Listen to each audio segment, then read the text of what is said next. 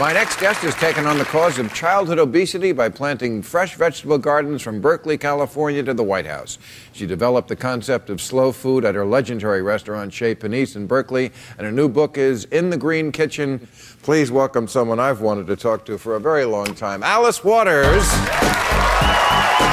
look, I got a basket. Oh, you want it? Okay. You're not going to give that to me, Alice? I am going to. Oh, okay. They were picked this morning from the edible schoolyard. Oh, well, these look, you know, I have these in my yard. You do? Yeah, California. Oranges and lemons, and I pick them and I throw them at the coyotes. And you make things with them?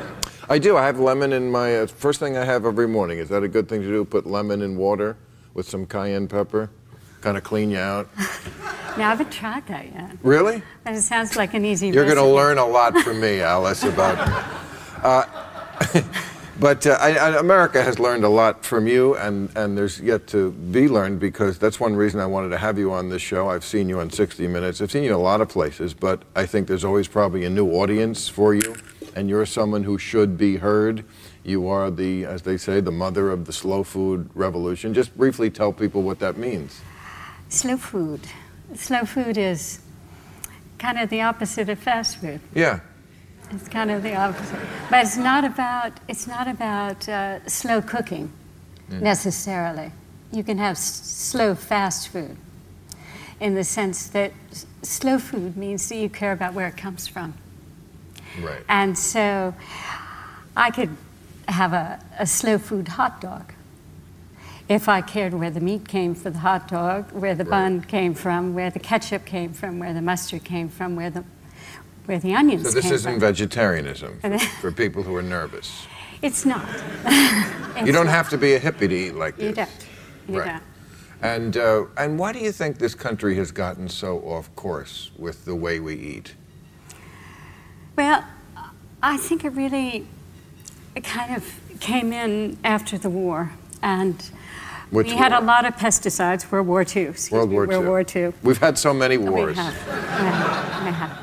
But apparently they had a lot of pesticides left over, and they didn't know what to do with them.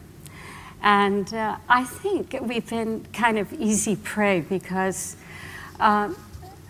we don't have deep, gastronomic rooks like other countries have, and we've always had a little kind of guilty pleasures around eating. Didn't you start this from going to France? Isn't that where you sort of had your epiphany about food? I did. I went when I was 19, and I just kind of naively walked into the marketplace of France, and I and that's what looked it at the like? Vegetables and the fruits, and I was just, it was like I had never eaten before.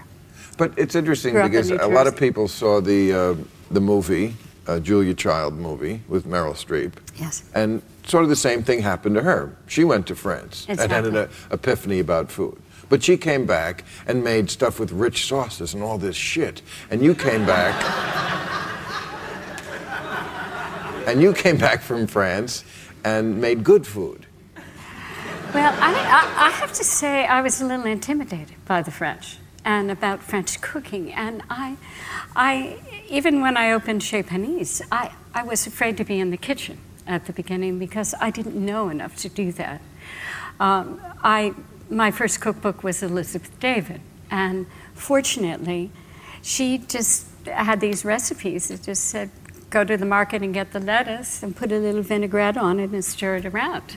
And so I heard her, and I felt like I could do that. And I wanted a simple place. I wasn't thinking about Chez Panisse as a kind of... No, that's your restaurant. Yes, that's your baby that you started in the early 70s.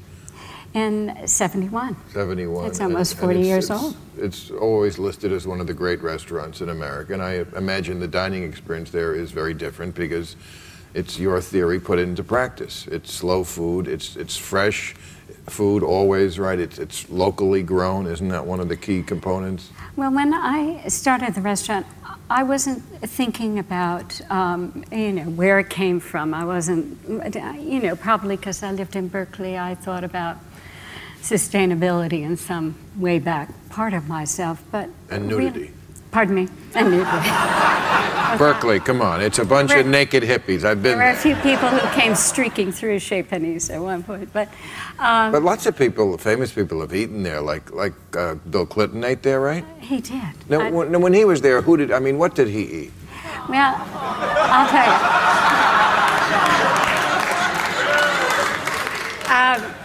I remember giving him the menu, and he looked right down the menu, and he looked to the desserts, and he said, "Oh, you have some blackberry ice cream." And I said, "But what would you like first?" And it was just, I didn't want to feed him too much, and I wanted really to feed him a peach, and there weren't any peaches, and Oh, you know him oh so well.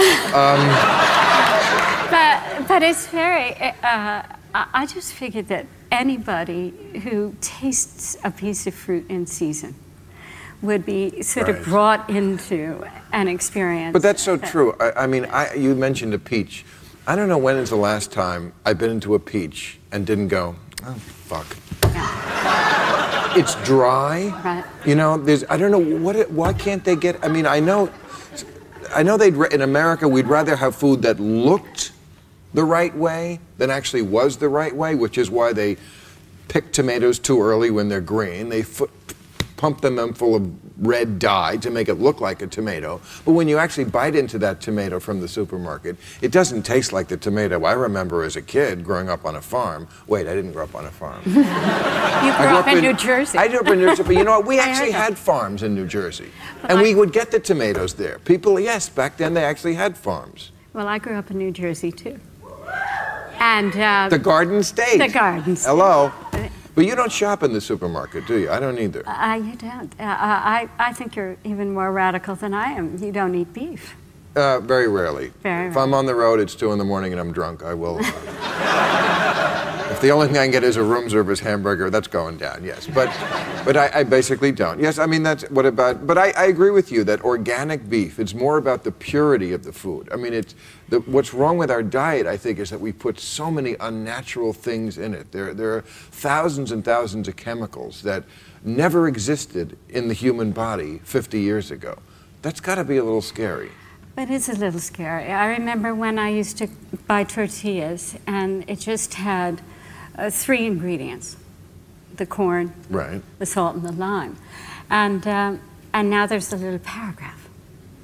Right. A rather large paragraph. So, it's just, it makes you really frightened about... It's a good way to, a guide to what not to buy if there's a paragraph. Right? If it's that complicated, you probably shouldn't do it. And somehow, eating right got to be elitist, didn't it?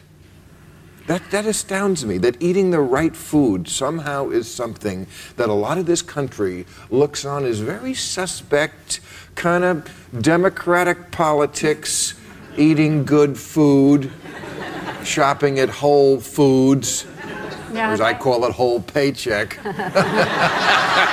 I said that, whole paycheck, I made that up. No, I didn't. Everybody says that and I'm sick of it.